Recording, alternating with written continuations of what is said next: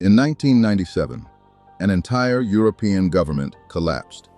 Not from war, not from invasion, from a promise of easy money. 2 out of every 3 people in Albania had handed their savings to companies promising to double it. Almost the whole country believed.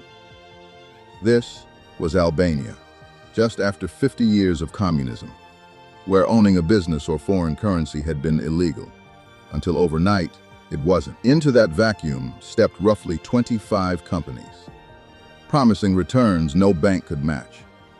30% a month, sometimes more. One of them was run by a woman named Maksude Kadimi, out of an apartment building, taking in deposits like a small bank. By 1996, the combined liabilities of these schemes reached $1.2 billion, nearly half the entire country's economy. And almost nobody asked the obvious question: how could paying 30% monthly interest ever be mathematically possible? Because the money was never invested at all. It was simply passed from new believers to old ones, until the new believers stopped coming. To understand why nobody asked, remember what Albania had just lived through. Decades where the state banned private property, dissent, and even foreign travel. When the regime fell in 1991, Albanians did not just want freedom. They wanted proof that the new system worked. The pyramid schemes offered exactly that proof. Fast, visible monthly payouts deposited in cash in front of your own neighbor. Early investors really were paid. Word spread through villages, through families, through churches and mosques, that the money was real. Government officials did not warn people away. Some schemes made campaign contributions, and state television even ran advertisements for them. So when a Western economist flew in and called the schemes a certain collapse, Albanians did not believe him. Their neighbors were rich. By 1996, 1 in 6 Albanians had money in some scheme. In the South, closer to 1 in 2. The country did not have a gambling problem. It had a belief problem. And belief, unlike money, does not run out gradually. Every pyramid scheme runs on the same arithmetic. Old investors get paid with new investors' money, which means it needs new believers, forever, faster. In a country of 3 million people, that math has a hard ceiling.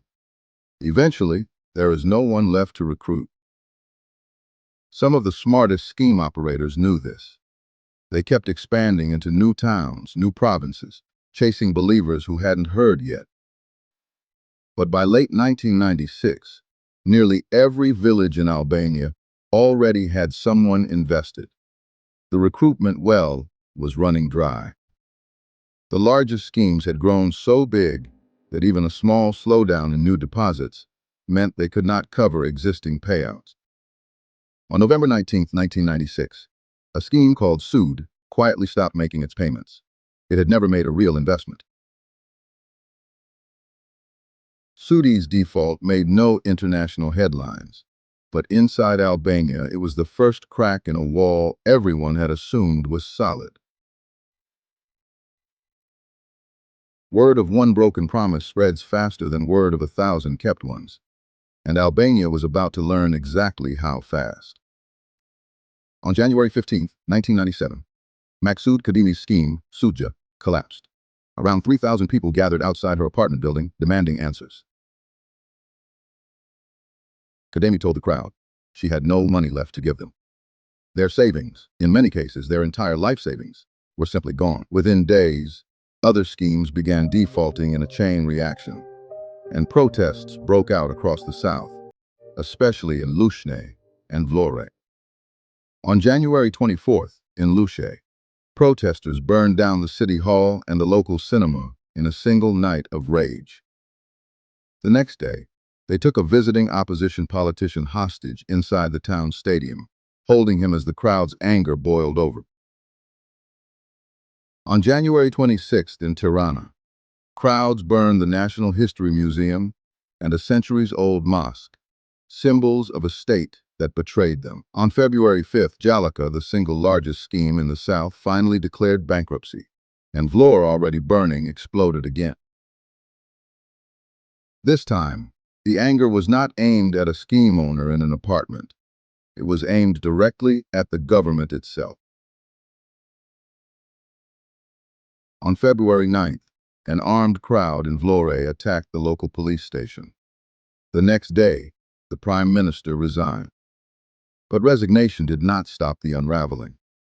Police and soldiers, unpaid and unconvinced the state would survive, began deserting their posts. With no one guarding them, state armories across southern Albania were thrown open, some by soldiers, some by force. An estimated 656,000 weapons vanished from those armories, ending up with teenagers, farmers, and furious former investors. On February 28th, demonstrators stormed a building belonging to the State Intelligence Service. 9 people died in the firefight that followed. On March 2nd, President Sali Berisha declared a nationwide state of emergency, admitting the government had lost control of the country. Southern Albania fell under the control of armed rebel groups and criminal gangs, while northern towns tried to hold on to some order. Foreign governments evacuated their citizens by ship and helicopter, and by the time the unrest burned out, roughly 2,000 people were dead. When the smoke cleared, the lek had lost about 40% of its value, and prices rose nearly 30% within 6 months. By summer, the ruling party was voted out, and many Albanians who had lost everything left the country in a lasting wave of emigration. To this day, some of the lost pyramid scheme money has never been recovered, and the largest operators were never fully repaid. It is tempting to call this a story about one poor country's mistake. It is really a story about how belief moves through crowds. The same instinct that made a scheme feel safe because a neighbor was in it still drives bank runs and market bubbles today. Nobody in Albania thought they were joining a doomsday machine. They thought they had finally found the proof that capitalism worked for them. That is the real lesson of 1997. A scam does not need to fool experts. It only needs to fool trust itself. If an entire nation can believe the math would somehow work out, the only real defense is asking the question early: how exactly?